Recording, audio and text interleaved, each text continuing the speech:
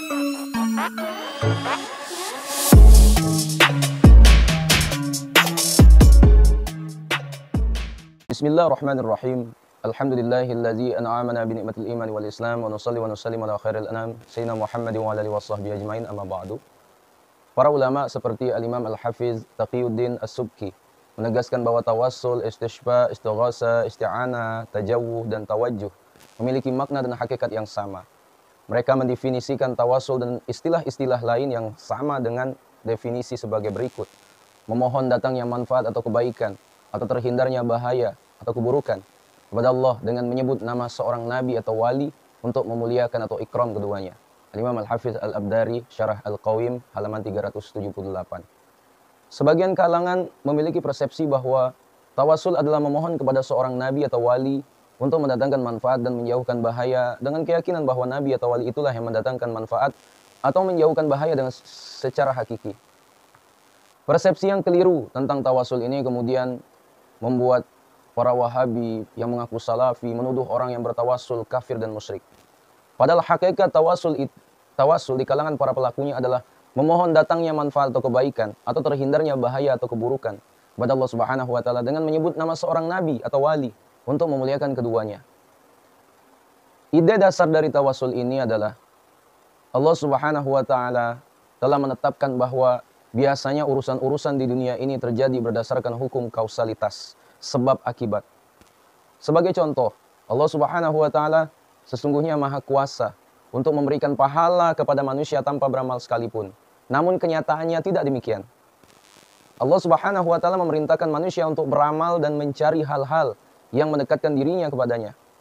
Allah Subhanahu wa taala mengatakan, Allah Subhanahu wa taala berfirman, "Wasta'inu bis-sabri was-salah wa innaha lakabiratun illa 'alal khashi'in." Jadikanlah sabar dan salat sebagai penolongmu. Dan sesungguhnya yang demikian itu sungguh berat, kecuali bagi orang-orang yang khusyuk. Dalam Quran surah Al-Baqarah ayat 45. Allah Subhanahu wa taala juga berfirman, "Wabtaghu ilaihil wasilah." Dan carilah jalan yang mendekatkan diri kepadanya, yaitu Allah.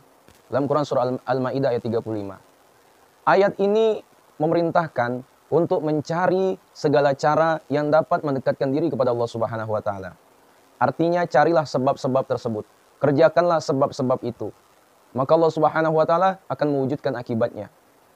Allah Subhanahu wa taala telah menjadikan tawassul dengan para nabi dan wali sebagai salah satu sebab dipenuhinya permohonan hamba. Padahal Allah Subhanahu wa taala maha kuasa untuk mewujudkan akibat tanpa sebab-sebab tersebut. Oleh karena itu, kita diperkenankan bertawassul dengan para nabi dan wali dengan harapan agar permohonan kita dikabulkan oleh Allah Subhanahu wa taala. Jadi, asabiku semua, tawassul adalah sebab yang dilegitimasi oleh syarak sebagai sarana dikabulkannya permohonan seorang hamba. Tawassul dengan para nabi dan wali diperbolehkan baik di saat mereka masih hidup atau mereka sudah meninggal. Karena seorang mukmin yang bertawassul tetap berkeyakinan bahwa tidak ada yang menciptakan manfaat dan mendatangkan bahaya secara hakiki kecuali Allah Subhanahu wa taala.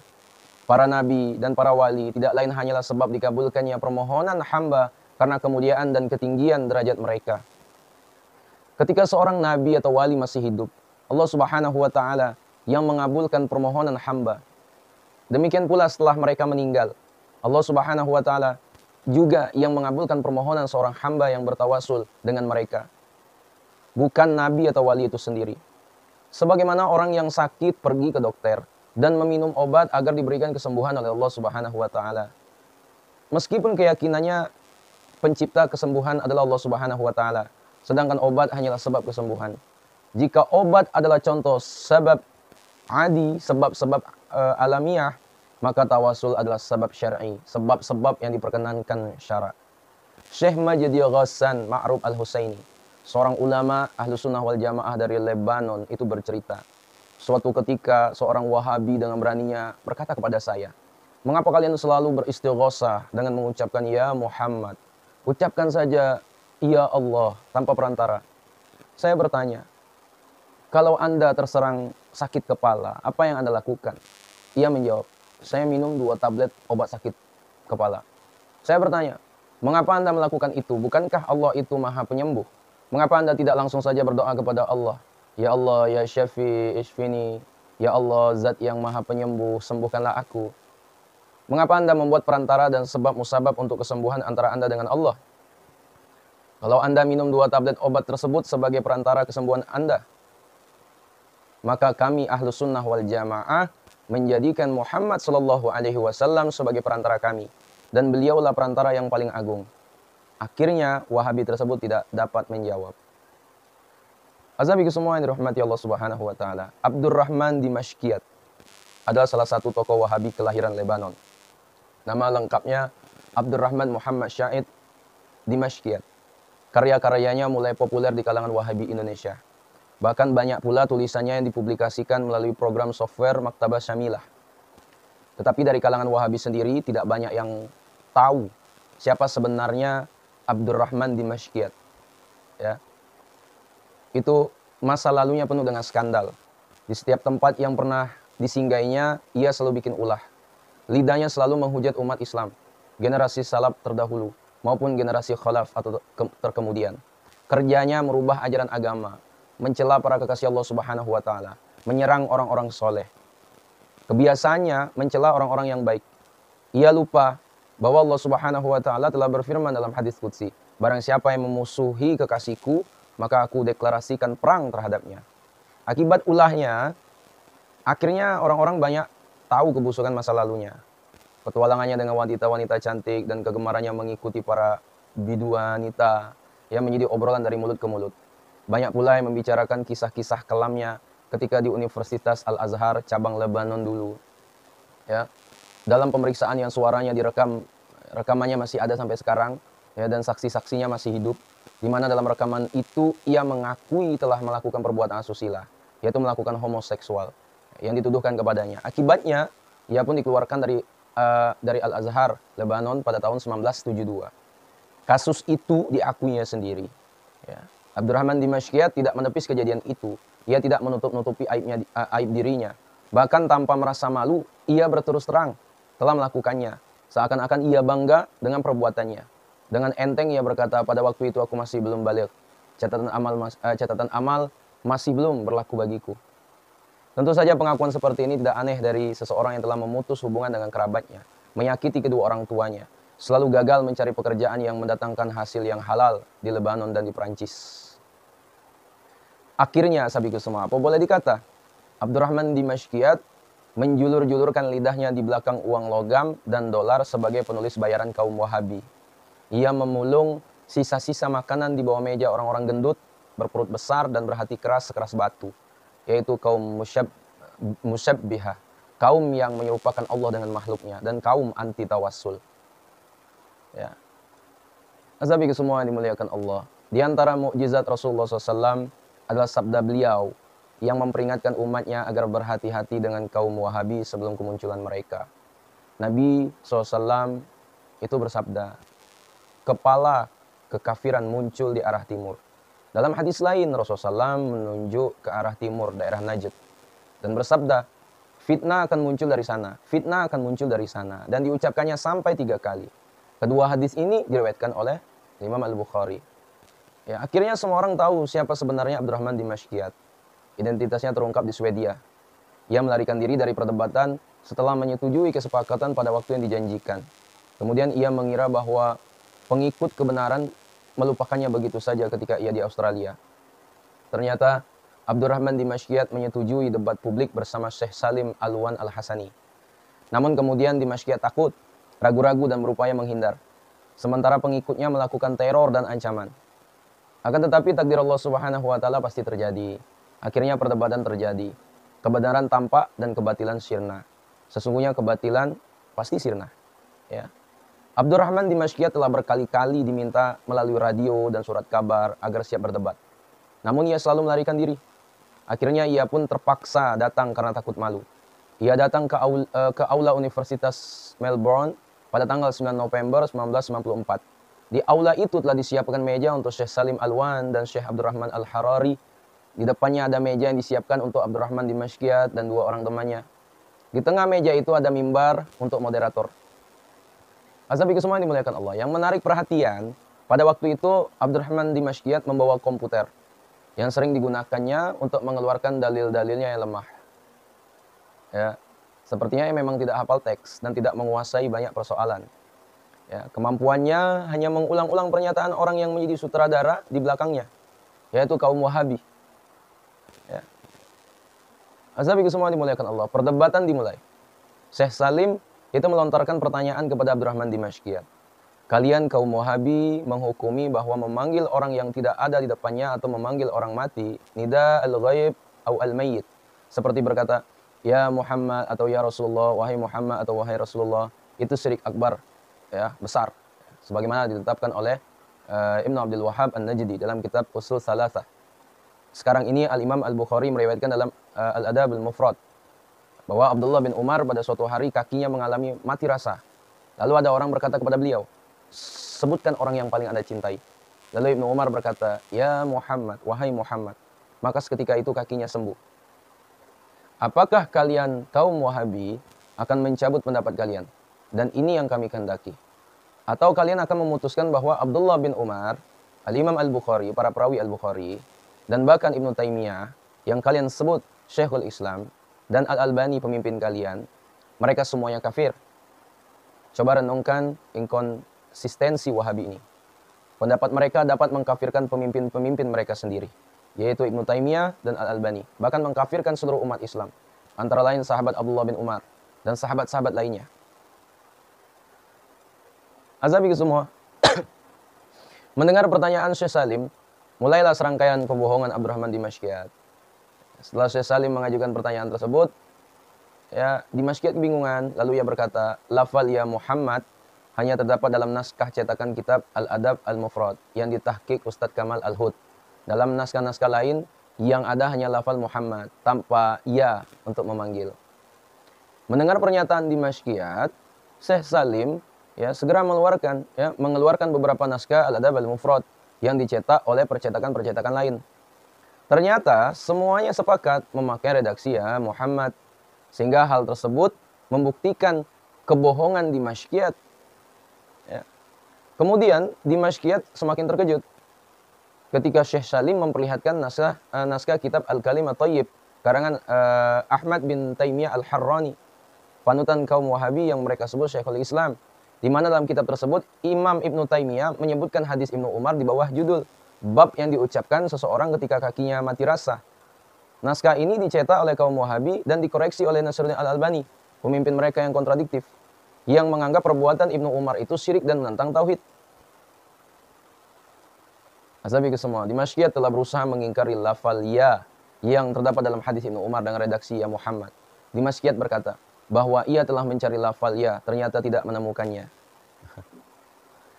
Azabi ke semua dimuliakan Allah. Akhirnya Syekh Salim berkata, Al-Albani pemimpin kalian yang kontradiktif berkata dalam Al-Kalim At-Thayyib halaman 120 dalam mengomentari hadis ya Muhammad yang disebutkan dan dianjurkan oleh Imam Ibnu Taimiyah untuk diamalkan, sebagaimana terbaca dari judul kitabnya Al-Kalim At-Thayyib, kalimat-kalimat yang baik. Al-Albani berkata, kami memilih menetapkan ya karena sesuai dengan sebagian manuskrip yang kami temukan. Anda telah gagal, wahai Dimashqiyat.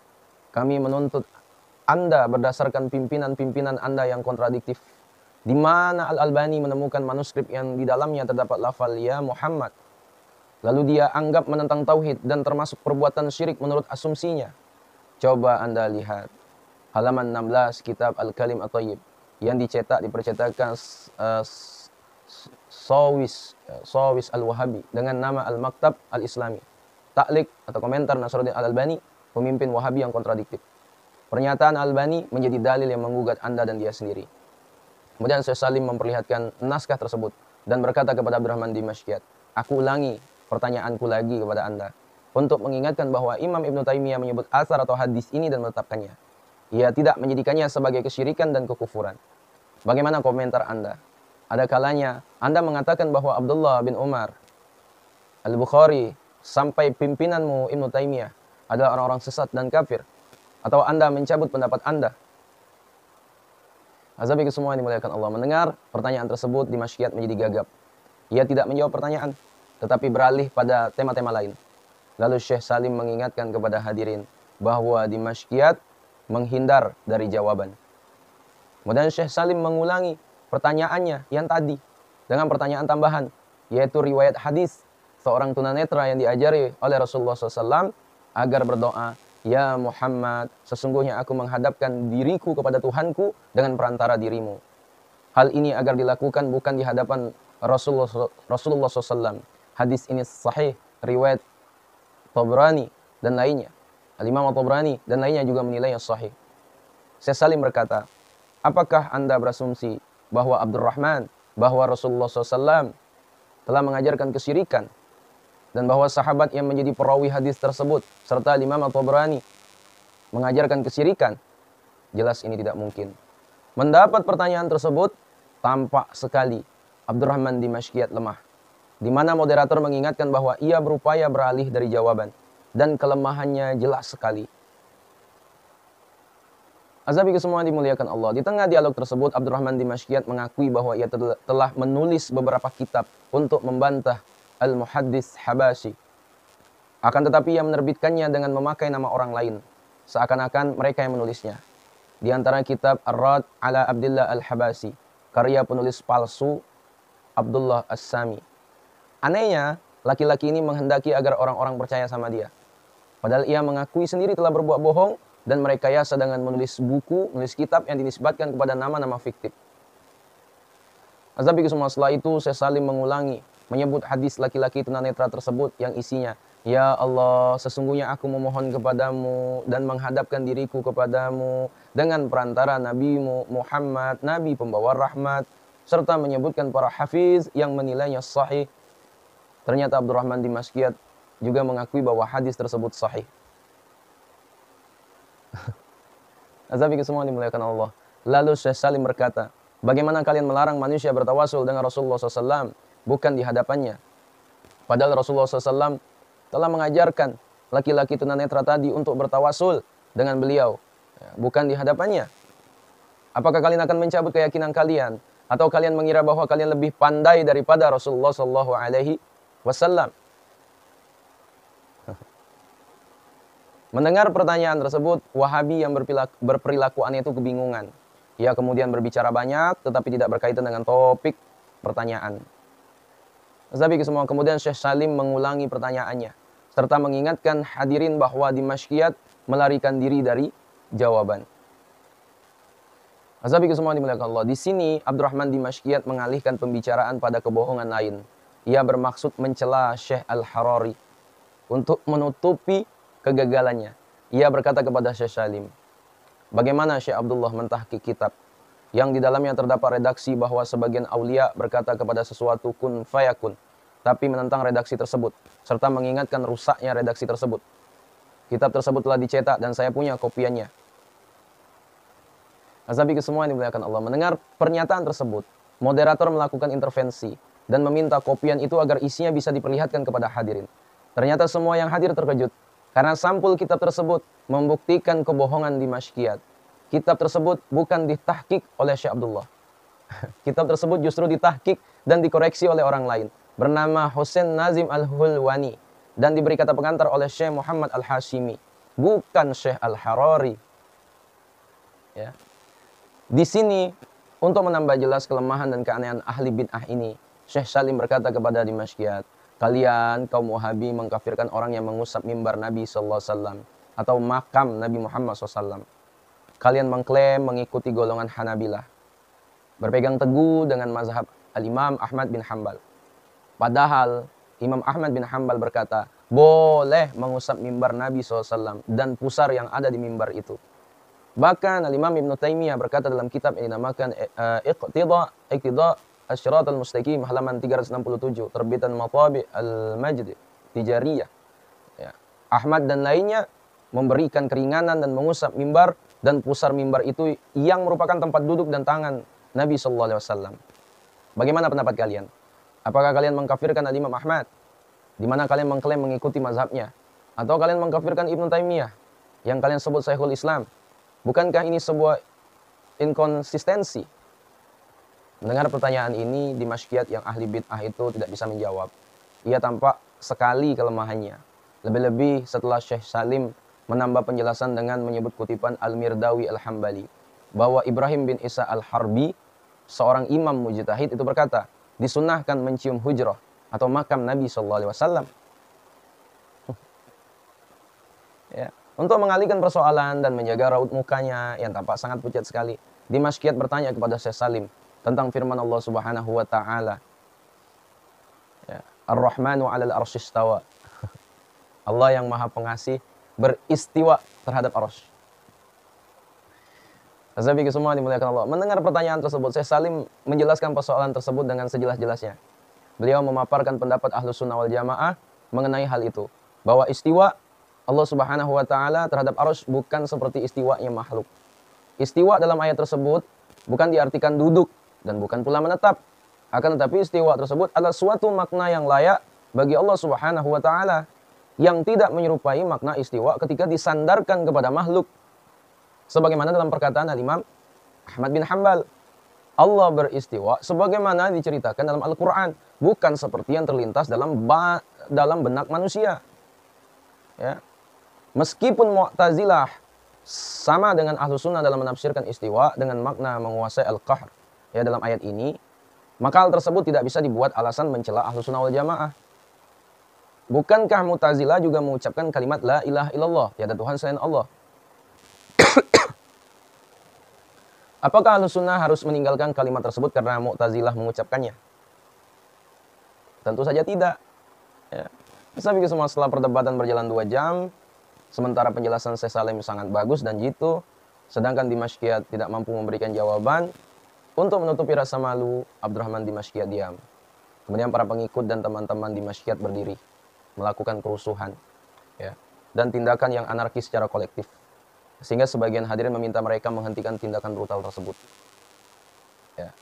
Setelah mereka tidak mengindahkan pengumuman, akhirnya para hadirin menekan mereka, ya, dan polisi mengumumkan selesainya acara. Akhirnya mereka mulai meninggalkan aula Universitas Melbourne. Ya, pada waktu itu sebagian kaum Wahabi berhasil merusak kamera yang merekam acara dialog. Ya, akan tetapi untung kaset rekamannya masih utuh, ya, dan dapat dipublikasikan sampai sekarang. Ya. Nah, azabiku semua, bersama Syekh Syuaib Al-Arnaud. Dialog ini adalah pengalaman pribadi Syekh Walid As-Sa'id, seorang ulama Ahlus Sunnah di Timur Tengah, dengan Syekh Syuaib Al-Arnaud, ya, seorang ulama Damaskus yang terpengaruh ajaran Wahabi. Syekh Walid Syahid itu bercerita, suatu hari saya mendatangi Syuaib Al-Arnaud di kantornya untuk berdiskusi tentang masalah tawasul dan istighosah. Setelah saya bertemu dengannya, saya berbicara kepadanya tentang masalah tawasul, dan saya ajukan hadis riwayat At-Tabrani. Syuaib Arnaud itu berkata, hadis ini membolehkan bertawasul dengan Nabi SAW ketika masa hidupnya. Saya berkata, hadis Tabrani membolehkan bertawasul dengan Nabi SAW ketika masa hidupnya dan sesudah meninggalnya. Demikian pula hadis Bilal bin Al-Haris Al-Muzani yang mendatangi makam Nabi SAW dan bertawasul dengannya sesudah wafatnya Nabi SAW. Ia berkata, hadis ini dhaif. Aku berkata, hadis ini diriwayatkan oleh Al-Baihaqi dengan sanad yang sahih, sebagaimana dikatakan oleh Al-Hafiz Ibnu Hajar dalam Fathul Bari. Demikian pula Ibnu Katsir menilainya sahih. Lalu ia berkata, Ibnu Hajar berkata, hadis ini diriwayatkan oleh Al-Baihaqi dengan sanad yang sahih kepada Malik Ad-Dar. Ya, sedangkan Malik Ad-Dar ini seorang perawi yang majhul, tidak diketahui kualitasnya. Jadi Malik Ad-Dar ini tidak dapat dijadikan hujjah dalam periwayatan hadis. Aku berkata, Malik Ad-Dar ini diangkat oleh Khalifah Umar bin Khattab sebagai bendahara Baitul Mal kaum muslimin. Berarti menurut Anda, Khalifah Umar mengangkat seorang laki-laki yang tidak jelas kualitasnya. Apakah dia dipercaya atau tidak sebagai bendahara negara? Mendengar sanggahan saya ini, ia terdiam dan tidak dapat menjawab. Akhirnya dia berbicara lagi kepada saya. Secara pribadi, saya berpendapat, dalam masalah tawasul ada perbedaan pendapat di kalangan ulama. Jadi saya tidak menentang terhadap orang yang melakukannya. Adapun beristighosah dengan selain Allah, hukumnya jelas haram. Seorang makhluk tidak boleh beristighosah dengan sesama makhluknya. Aku berkata, kalau Anda berpendapat bahwa istighosah terhadap sesama makhluk dilarang, lalu bagaimana pendapat Anda tentang hadis yang diriwayatkan oleh Imam Al-Bukhari dalam sahihnya dari jalur Ibnu Umar radhiyallahu anhu, bahwa Rasulullah SAW itu bersabda, ya, inna syamsa tadnu yaumal qiyamah hatta yablughal araqi nisful uzuni fabainahum kadzalika istaghasu bi Adam. Sesungguhnya matahari akan mendekat pada hari kiamat, sehingga keringat akan sampai pada separuh telinga. Maka ketika manusia dalam kondisi demikian, mereka beristighosah, meminta pertolongan dengan Nabi Adam. Hadis riwayat Imam Al-Bukhari, nomor 1475. Syuaib berkata, hadis ini berkaitan dengan istighosah ketika para nabi itu masih hidup, dan memang dibolehkan beristighosah dengan mereka. Adapun sesudah mereka meninggal, maka tidak boleh beristighosah dengan mereka. Aku berkata, kalau begitu, Anda berpendapat boleh beristighosah dengan para nabi ketika mereka masih hidup? Ia menjawab, ya. Aku berkata, tolong jelaskan dalil akli atau dalil syar'i yang melarang beristighosah dengan para nabi sesudah mereka meninggal dunia. Ia berkata, hadis yang diriwayatkan oleh Ahmad bin Hanbal dalam musnadnya yang sedang aku tahqiq dan belum diterbitkan. Hal tersebut adalah begini, bahwa Rasulullah SAW bersabda, itu mengatakan, innahu la yustaghatu bi, innama yustaghatu billah. Sesungguhnya tidak boleh beristighosah denganku. Beristighosah hanya kepada Allah. Aku berkata, kalau begitu pernyataan Anda paradoks. Anda tadi berkata ketika saya sampaikan hadis Ibnu Umar riwayat Imam Al-Bukhari bahwa beristighosah dengan para nabi ketika mereka masih hidup itu boleh. Sekarang Anda menyampaikan hadis kepada saya bahwa Nabi SAW ketika masa hidupnya bersabda bahwasanya tidak boleh beristighosah denganku. Ia berkata, maaf, hadis ini dhaif, jadi tidak dapat jadikan hujah. Ternyata hadis yang disampaikannya ia ralat sendiri dan ia akui sebagai hadis dhaif. Kemudian ia berkata kepadaku, coba aku berikan contoh seorang imam di antara imam mazhab yang 4 yang mendatangi sesuatu makam atau seorang wali untuk bertabaruk atau beristighosah dengannya. Saya berkata, Al-Khatib Al-Baghdadi telah meriwayatkan dalam Tarikh Baghdad dengan sanad yang sahih bahwa Imam Asy-Syafi'i berkata, saya senantiasa bertabaruk dengan Abu Hanifah. Saya selalu mendatangi makamnya setiap hari dengan berziarah.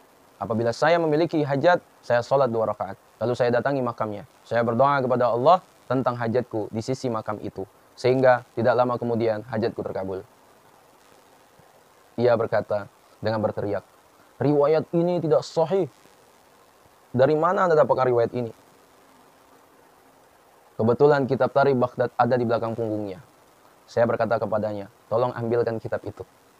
Setelah kitab tersebut diserahkan kepada saya bukakan riwayat tersebut dalam kitab itu dan saya perlihatkan kepadanya. Setelah ia melihat riwayat tersebut, ia merasa heran dan berkata kepada salah seorang pembantunya, tolong kualitas para perawi hadis ini dikaji. Dari sikapnya ini tampak sekali kalau ia telah mendidik orang-orang di sekitarnya berani melakukan koreksi terhadap hadis. Ya. Padahal mereka tidak punya kapasitas untuk itu. Ya. Kemudian pembantu itu datang menghampiri. Setelah beberapa lama masuk ke dalam, pembantu itu pun kembali dan berkata kepadanya dengan suara agak pelan. Suara agak pelan. Semua perawi hadis ini siqoh, dapat dipercaya. Lalu saya berkata kepadanya, bagaimana hasil temuan Anda tentang semua perawi hadis ini? Ia menjawab, semua perawinya dapat dipercaya kecuali seorang perawi yang belum saya temukan data biografinya. Dengan demikian hadis ini dhaif. Karena ada seorang perawi yang tidak diketahui kualitasnya. Saya berkata, bagaimana Anda menghukumi hadis ini dhaif? Berdasarkan alasan, Anda tidak menemukan data biografi seorang perawinya. Padahal dalam kaidah disebutkan, tidak menemukan data tidak menjadi bukti bahwa data tersebut memang tidak ada. Dia berkata, apa maksud kaidah ini? Saya berkata, apabila Anda tidak menemukan data seorang perawi, itu bukan berarti perawi itu dinilai tidak diketahui kualitasnya dan dhaif. Ia berkata, kalau Anda bisa menemukan data perawi ini, saya kasih nilai 10. Lalu ia berkata, saya sekarang sibuk, jadi tidak mungkin meneliti data perawi ini. Lalu ia bertanya, siapa namaku? Saya menjawab, namaku Walid Syahid, murid Syekh Ar-Harari. Ya, demikianlah pandangan kaum Wahabi yang mengkafirkan orang yang bertawasul dengan Nabi atau Wali. Ya, pendapat mereka selain rapuh, tidak memiliki dasar dari Al-Quran dan Hadis, juga berimplikasi pada pengkafiran terhadap Rasulullah SAW, para sahabat, para ulama salaf, dan seluruh umat Islam selain golongannya. Nauzubillah min zalik.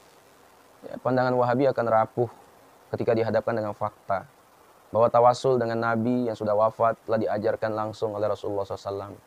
Ya, para sahabat, generasi salam, ahli hadis dan kaum muslimin. Ihdinas siratal mustaqim. Sampai semua ini dimuliakan Allah Subhanahu wa taala. Mungkin sampai di situ dulu penyampaian saya pada video kali ini. Ya, sekiranya video ini bermanfaat, seperti biasa jangan lupa share kepada orang-orang kita cintai dan juga jangan lupa share ke akun media sosial kalian yang lainnya agar jauh lebih bermanfaat lagi. Wallahu a'lam. Assalamualaikum warahmatullahi wabarakatuh.